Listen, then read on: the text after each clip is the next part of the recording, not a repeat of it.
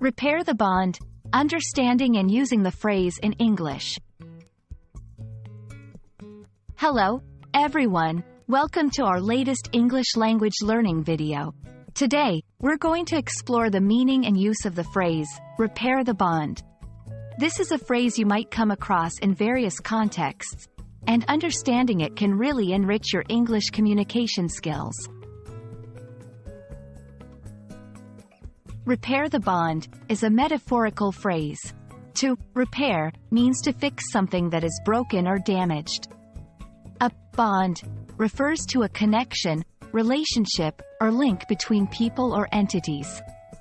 So, when we say, repair the bond, we are talking about fixing a relationship or connection that has been strained or broken. This phrase is often used in personal relationships, business contexts, and even in international relations.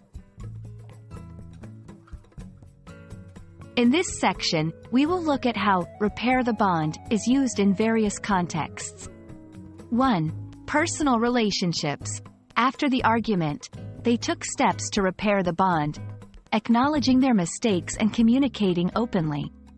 2. Business. The company needed to repair the bond with its customers after a product recall by improving its quality control processes. 3. International relations. The two countries are engaging in talks to repair the bond after years of diplomatic tension. Understanding synonyms and related phrases can help you better grasp the concept.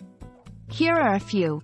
Mend fences, rebuild connections, restore relations, heal the rift. These phrases carry similar meanings and can be used interchangeably depending on the context. To effectively use repair the bond in your communication. 1. Identify the context. Make sure the situation involves fixing a relationship or connection. 2. Emphasize the process. Highlight the efforts or actions taken to fix the issue. 3. Be metaphorical. Remember that it's a metaphorical phrase, so it's more about the idea of fixing relationships than physical repair.